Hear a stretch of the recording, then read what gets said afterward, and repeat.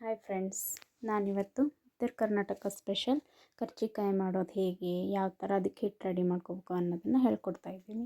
ಮೊದಲಿಗೆ ನಾವು ಪುಟಾಣಿ ತೊಗೊಂಡು ಅದನ್ನ ಈ ಥರ ಹಿಟ್ಟು ಮಾಡಿಟ್ಕೋಬೇಕು. ಆ ಹಿಟ್ಟಿಗೆ ಬೆಲ್ಲ ಸೇರಿಸ್ಕೊಂಡು ಸೂಸ್ಲ ಅಂತ ಹೇಳ್ತೀವಿ, ಅದನ್ನ ರೆಡಿ ಮಾಡ್ಕೋಬೇಕು. ಅದಕ್ಕೆ ನಾವು ಎಳ್ಳು ಹುರಿದು ಹಾಕ್ಕೋಬೇಕು, ಕೊಬ್ಬರಿ ಆಮೇಲೆ ಶುಂಠಿ ಪುಡಿ ಏಲಕ್ಕಿ ಪುಡಿ ಹಾಕಿ ನಮ್ಮ ಸೂಸ್ಲನ ರೆಡಿ ಮಾಡಿ ಇಟ್ಕೋಬೇಕು. ಅದಾದಮೇಲೆ ಈ ಕರ್ಜಿಕಾಯಿ ತುಂಬಾಕ ನಾವು ಮೈದಾ ಹಿಟ್ಟನ್ನು ಮೈದಾ ಹಿಟ್ಟು ನಾದ್ಕೋಬೇಕು. ಯಾವ ಥರ ನಾದ್ಕೋಬೇಕು ಅಂದ್ರೆ ಆ ಹಿಟ್ಟಿಗೆ ಸ್ವಲ್ಪ ಉಪ್ಪು, ಸ್ವಲ್ಪ ಎಣ್ಣೆ, ಆಮೇಲೆ ಉಪ್ಪು, ಎಣ್ಣೆ, ಮೊಸರು, ಹಾಲು ಇವನ್ನೆಲ್ಲ ಹಾಕಿ ಹದವಾಗಿ ನಾದ್ಕೋಬೇಕು ನಾವು. ಅಂದರೆ ಸ್ವಲ್ಪ ನೀರು ಹಾಕ್ಕೊಂಡು ಮೆದುವಾಗಿ ನಾದಬೇಕು. ಮಕ್ಕಳು ನೀರು ಹಾಕಿ ಗಟ್ಟಿಂಗೆ ನಾದಿದ್ರೆ ಚೆನ್ನಾಗಿ ಬರಲ್ಲ ಅವು. ಹಿಟ್ಟು ಎಷ್ಟು ಮೆದು ಇರ್ತಾವೋ ಅಷ್ಟು ನಮ್ಗೆ ಕರ್ಜಿಕಾಯಿ ಪಳ್ಳಾಗ್ತಾವೆ, ಅಂದರೆ ಚೆನ್ನಾಗಿ ಬರ್ತಾವೆ. ಹಾಗಾಗಿ ಸ್ವಲ್ಪ ನೀರು ಹಾಕ್ಕೊಂಡು ಈ ಥರ ನಾವು ಹಿಟ್ಟು ರೆಡಿ ಮಾಡಿ ಇಟ್ಕೋಬೇಕು. ಇದನ್ನ 1 ಅವರು ಅಥವಾ ಅರ್ಧ ಗಂಟೆ ಬಿಟ್ಟು ನೆನೆಯಕ್ಕೆ ಬಿಡ್ಬೇಕು. ಅದು ಹಿಟ್ಟು ನೆನೆದಷ್ಟು ಕರ್ಜಿಕಾಯಿ ಚಲೋ ಬರ್ತಾವೆ. ಹಾಗಾಗಿ ಇದನ್ನ ನೆನೆಯಕ್ಕೆ ಇಟ್ಟಾದಮೇಲೆ ನಾವು ಈಗ 1 ಅವರ್ ಬಿಟ್ಟಾದ್ಮೇಲೆ ನಾವು ಸೂಸ್ಲ ಎಲ್ಲ ರೆಡಿ ಮಾಡ್ಕೊಂಡು ಕರ್ಜಿಕಾಯಿ ಮಾಡೋಕ್ಕೆ ಯಾವ ರೀತಿ ಎಲೆ ಹಾಕೋದು ಅಂತ ನೋಡೋಣ.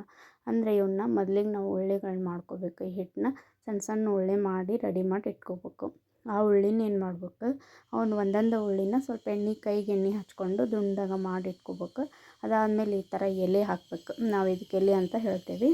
ಈ ಕರ್ಜಿಕಾಯಿ ತುಂಬಾಕ ಎಲೆ ಮಾಡಿಟ್ಕೋಬೇಕು. ಇವನ್ನ ಎಲೆ ಭಾಳಷ್ಟು ರೆಡಿ ಮಾಡಿಟ್ಕೊಂಡಾದ್ಮೇಲೆ ಯಾವ ಥರ ಸೂಸ್ಲ ಇದಕ್ಕೆ ತುಂಬಬೇಕು ಅಂತ ಅನ್ನೋದನ್ನು ನೋಡೋಣ. ಅಂದ್ರೆ ನಡುವೆ ಸೂಸ್ಲ ಹಾಕಿಬಿಟ್ಟು ಸುತ್ತಲೂ ಏನು ಮಾಡ್ಬೇಕು, ಇದಕ್ಕೆ ನೀರು ಹಚ್ಬೇಕು. ನೀರು ಹಚ್ಚಿ ಈ ಒಳಗೆ ಸೂಸ್ಲ ಹಾಕಿ ನಾವೀಗ ಕರ್ಜಿಕಾಯಿ ಅಂದರೆ ಚೆನ್ನಾಗಿ ತುಂಬಬೇಕು. ಇದನ್ನ ಸ್ವಲ್ಪನೂ ನಾವು ತುಂಬ ಮುಂದೆ ಏನಾದರೂ ತಪ್ಪು ಮಾಡಿದರೆ ಏನಾಗುತ್ತೆ, ಅದು ಸೂಸ್ಲ ಹೊರಗಡೆ ಬಂದುಬಿಡುತ್ತೆ ಕರಿಯ ಮುಂದೆ, ಎಣ್ಣೆ ಎಲ್ಲ ಹಾಳಾಗುತ್ತೆ. ಹಾಗಾಗಿ ಸ್ವಲ್ಪ ಜಾಗರೂಕತೆಯಿಂದ ಇದನ್ನ ತುಂಬಬೇಕು. ಸೂಸ್ಲ ತುಂಬೋದನ್ನು ಸರಿಯಾಗಿ ತುಂಬಬೇಕು. ಆಮೇಲೆ ನೀರು ಹಚ್ಚೋದನ್ನು ನೀಟಾಗಿ ಹಚ್ಚಬೇಕು. ಎಲ್ಲಿ ಓಪನ್ ಆಗಬಾರ್ದು ಅದು. ಅಂದರೆ ಎಣ್ಣೆಯೊಳಗೆ ಬಿಟ್ಟ ತಕ್ಷಣ ಅದು ಓಪನ್ ಆಯ್ತಂದ್ರೆ ಇದ್ದಿದ್ದ ಎಣ್ಣೆ ಎಲ್ಲ ಹಾಳಾಗುತ್ತೆ. ಹಾಗಾಗಿ ತುಂಬೋದು ಕೂಡ ಭಾಳ ನಾವು ನಿಪುಣತೆಯಿಂದ ಜಾಣ್ಮೆಯಿಂದ ತುಂಬಬೇಕು. ಅದೇ ರೀತಿ ತುಂಬಿ ಆದಮೇಲೆ ನೋಡಿ ನಮ್ಮ ಕರ್ಜಿಕಾಯಿ ಈ ಥರ ರೆಡಿ ಆದವು. ಇವನ್ನ ಯಾವ ಥರ ಕರಿಯೋದು ಅಂದರೆ, ಎಣ್ಣೆ ನಾವು ಕಾಯಾಗಿ ಇಟ್ಕೊಂಡಿರ್ತೀವಲ್ಲ, ಚೆಂದಾಗಿ ಕಾಯ್ಬೇಕು ಎಣ್ಣೆದು.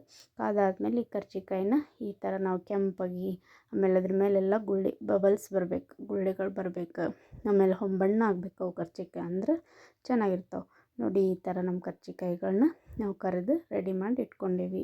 ನೋಡಿ ಫ್ರೆಂಡ್ಸ್, ಇದು ನಮ್ಗೆ ಈ ವಿಡಿಯೋ ಇಷ್ಟ ಆದ್ರೆ ಈಗ ಹಿಟ್ಟು ಯಾವ ಥರ ನಾದೋದು ಅಂತ ನಾನು ನಿಮಗೆಲ್ಲ ಹೇಳ್ಕೊಟ್ಟಿದ್ದೀನಿ. ಇದೇ ಥರ ನೀವು ಕೂಡ ಟ್ರೈ ಮಾಡಿ. ಹಾಗೆ ನನ್ನ ವಿಡಿಯೋನ ಎಲ್ಲರೂ ನೋಡ್ತಾಯಿರಿ, ಸಬ್ಸ್ಕ್ರೈಬ್ ಮಾಡಿ, ಲೈಕ್ ಮಾಡಿ, ಪ್ಲೀಸ್ ಸಬ್ಸ್ಕ್ರೈಬ್ ಮಾಡಿ ಫ್ರೆಂಡ್ಸ್.